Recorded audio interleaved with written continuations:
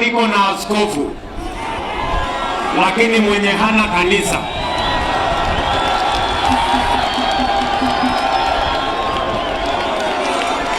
Haya, bandu bebo kama mlembe swa mlembe te. Mimi nimekuja kuombea hawa wamama ambao wanauzia kwa soko ambayo inajengwa. Mheshimiwa Rais, hawa wamama wameamua kutokuwa wakora ili wafanye biashara halali, wapate pesa, watoto wao wapate chakula. Kwa vile leo soko imeanza kujengwa, mimi nawaombea wauzie kwa barabara hapa na wasifukuzwe na mtu yeyote mpaka soko vile itakuaminika ndio warudi pale.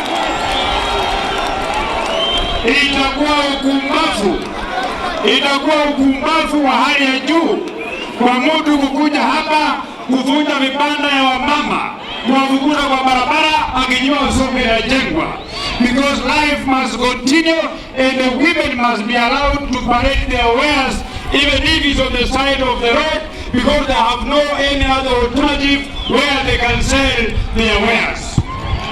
Jambo yangu ya pili, Mheshimiwa Rais, tunashukuru vile umekuja hapa. Juzi tumekubaliana vile sasa uchumi umekuwa sawasawa, umeanza kunyorosha kazi. Sisi wananchi wa Bungoma tunakuambia sasa ile jina lako ya Zakayo tunakata katikati ya banka. Wewe ubaki na zaka, alafu Kayo ijukuliwa na ya Molo Odinga. Sababu nyinyi wote sasa mmeshirikiana ya kukamata na kupeleka nchi yetu hii mbele.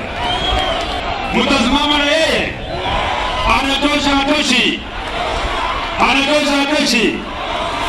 Ile mambo yangu ya bishop niendelee nayo ama nikwame? Wala kusema niendelee, kwa kuna kusema niendelee. Yenye watu ya Bungoma, mjihadhari na maziwa ya jioni. Maziwa ya jioni hawaandiki tikiti.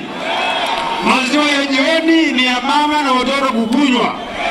Unawacha kwa kabati, unakuja kuzi imekunywa imeanguka chini. Maziwa ya asubuhi ni Didmas huegeza barasa. Mimi natosha ama sitoshi? Mimi natosha.